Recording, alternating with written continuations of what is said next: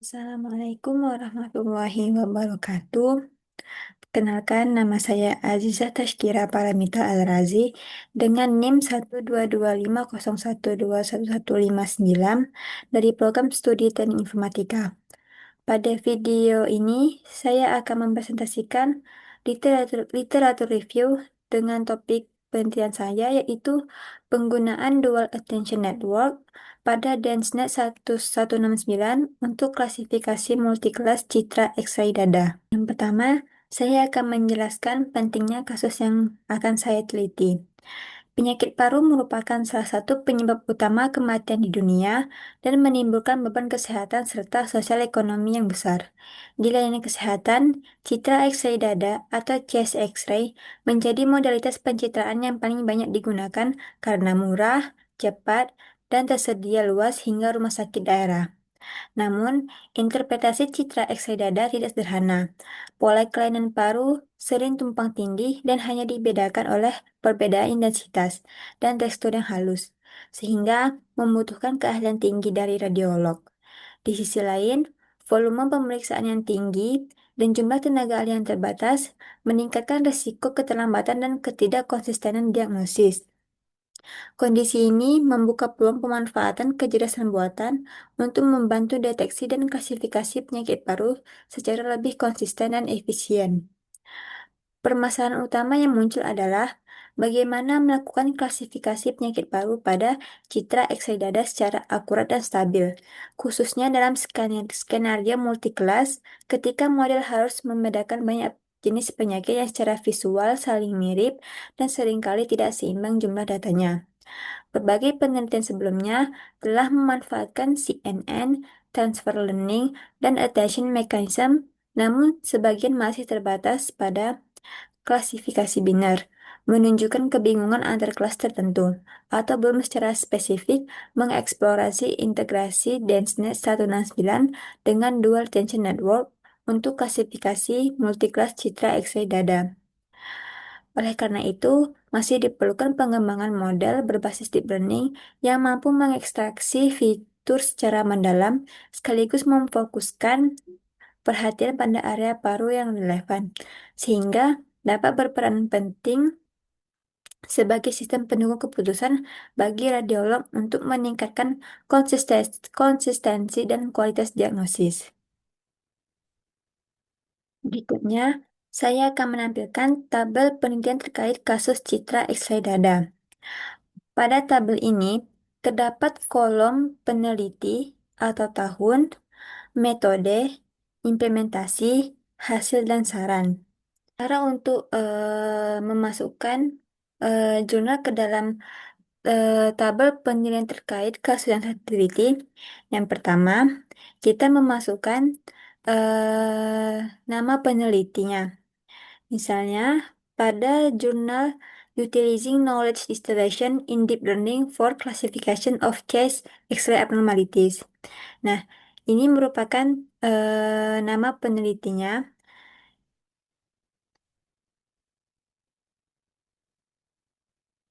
Nah, penelitinya yaitu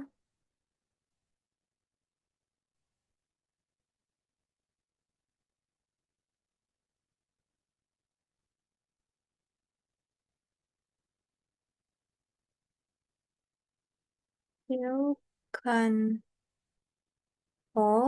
Kemudian peneliti yang keduanya yaitu Jeong Wan Wak. Kemudian tahun diterbitnya jurnal ini pada tahun 2020.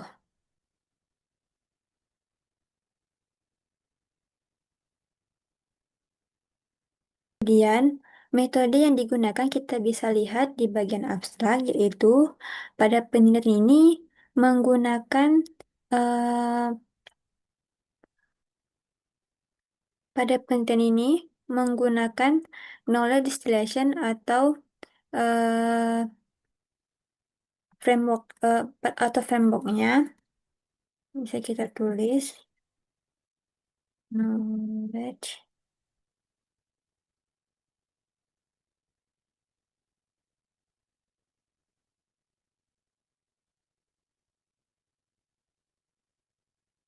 Untuk implementasinya di sini tidak ada dicantumkan menggunakan apa, jadi kita kosongkan saja. Kemudian eh, kemudian hasil dari penelitian tersebut bisa kita lihat di sini,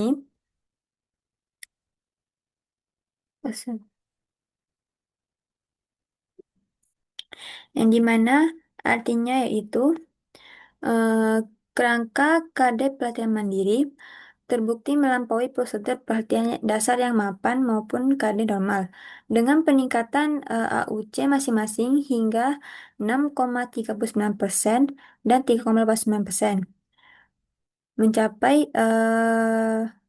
state of the art untuk klasifikasi multilabel kelainan toraks pada dataset chest X-ray 14. Jadi bisa kita tulis di hasilnya.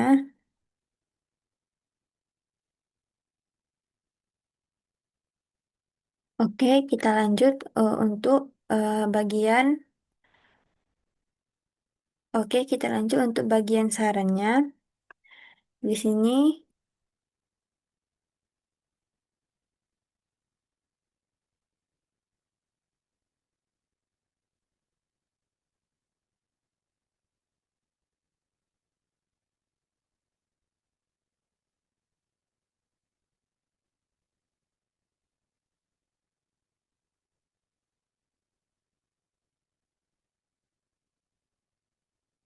tidak terdapat saran yang tercantum dalam jurnal ini, jadi kita kosongkan saja.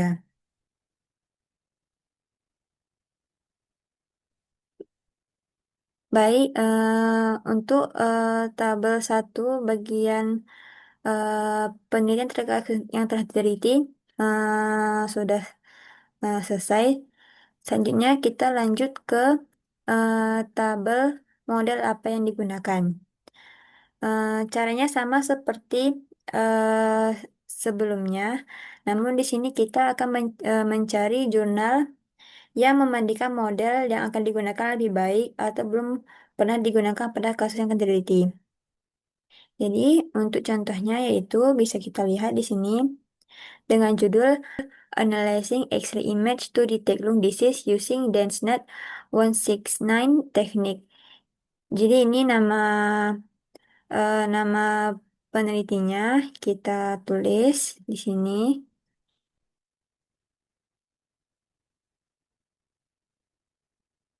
Benar.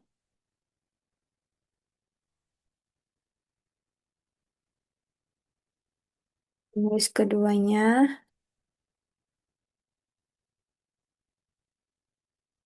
penulis ketiganya,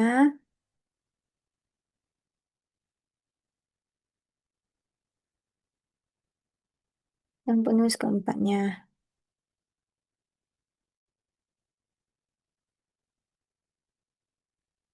Kemudian tahun 2022. Kemudian kita cek metode apa yang digunakan, yaitu metode yang digunakan adalah DenseNet 169.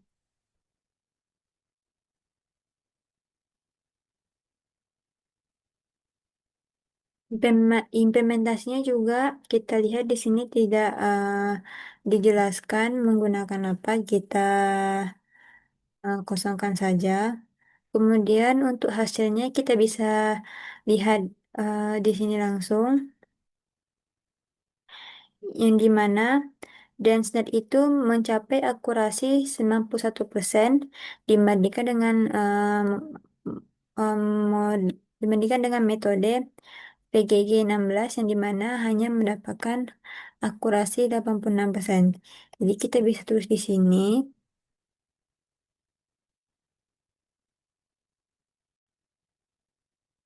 eh,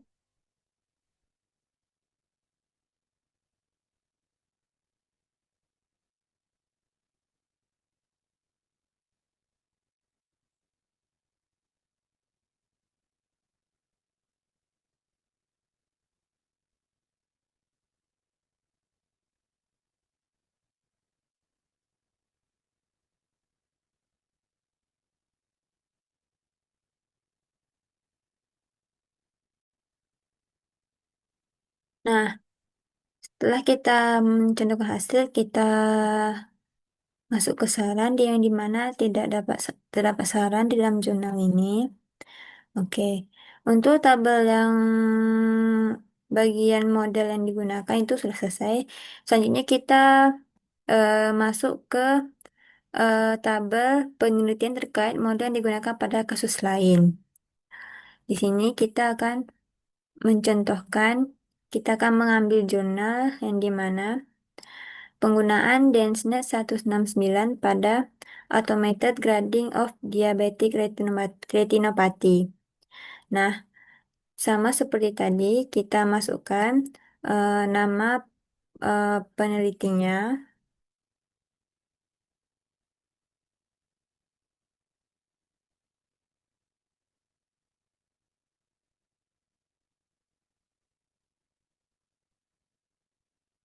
Kemudian kita masukkan eh, tahun terbit jurnal ini pada tahun 2021.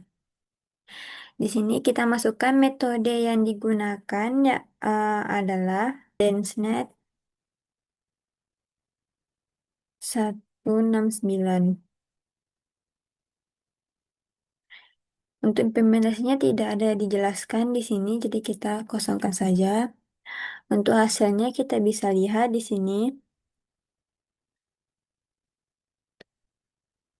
yang dimana DenseNet 169 itu mencapai akurasinya 96,54%, yang dimana sensitivitas dan spesifikasinya itu 96,23% dan 99,21%. Kita bisa tulis di sini, mencapai. Untuk sarannya tidak terdapat pada jurnal ini, jadi kita kosongkan saja. Setelah kita selesai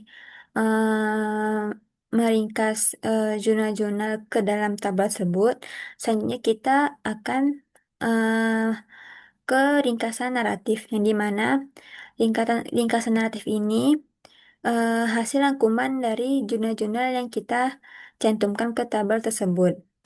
Nah, pada penelitian saya, berdasarkan 15 jurnal yang telah ditelaah, dapat disimpulkan bahwa citra ronggen dada merupakan model penting untuk deteksi berbagai penyakit paru. Namun, tantangan klasifikasi multiklas masih cukup besar, terutama karena kemiripan visual antar kelas, ketidakseimbangan data, dan potensi noise pada label. Dari sisi metode, banyak penelitian yang telah mengusulkan arsitektur deep learning yang kuat, seperti CNN dengan GRU, arsitektur hibrida dengan CNN Transformer, dan beberapa knowledge distillation. Hasilnya menunjukkan bahwa performa klasifikasi sudah cukup tinggi dengan nilai akurasi dan AUC yang kompetitif, tetapi sebagian besar fokus masih pada skenario binari atau multilabel, bukan multiclass yang kompleks. Secara khusus, beberapa penelitian menunjukkan bahwa Denset 169 memberikan kinerja yang lebih baik dibandingkan arsitektur lain seperti AlexNet, DesNet 50 maupun VGG 16 atau VGG 19. Di sisi lain, mekanisme perhatian ganda seperti Dual Attention Network terbukti mampu meningkatkan kualitas fitur baik pada citra X-ray dada maupun pada domain lain, seperti citra satelit dan citra tanaman.